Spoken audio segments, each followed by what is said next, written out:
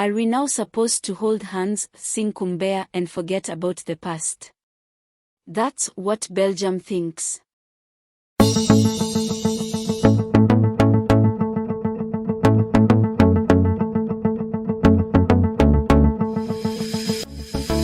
This week, an unlikely artifact was returned to the Democratic Republic of the Congo.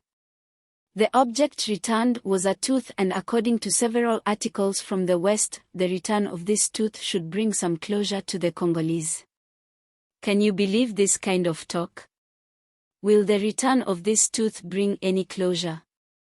What about an investigation? Would it kill the Belgians, to at least let us know who killed Patrice and why?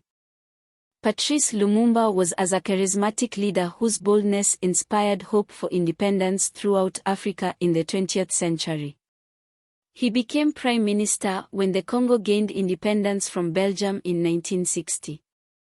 Months later, however, Lumumba was assassinated after a Belgian-supported coup in which the US has also been implicated. He was tortured and executed, and his body dissolved in acid.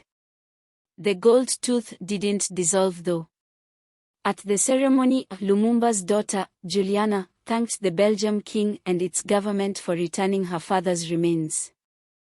It was Patrice Lumumba's speech on June 30, 1960 that sealed his fate.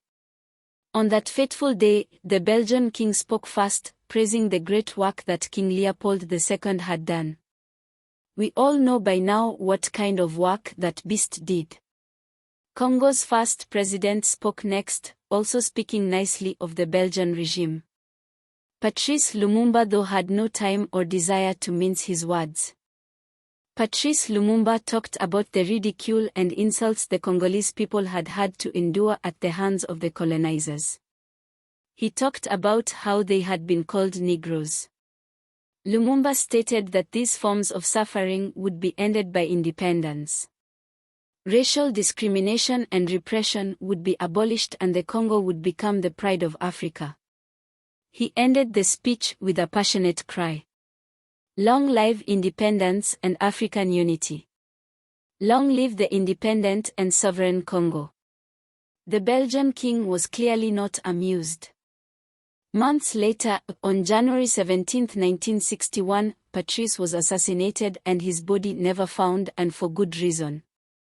In a television documentary from 2000, the Belgian police commissioner admits to dismembering the former prime minister's body and then dissolving the remains in acid. So no, returning Lumumba's tooth doesn't atone for your colonial crimes, Belgium. We should not so casually forget the past. The past is directly affecting our present. Africa knows that too well.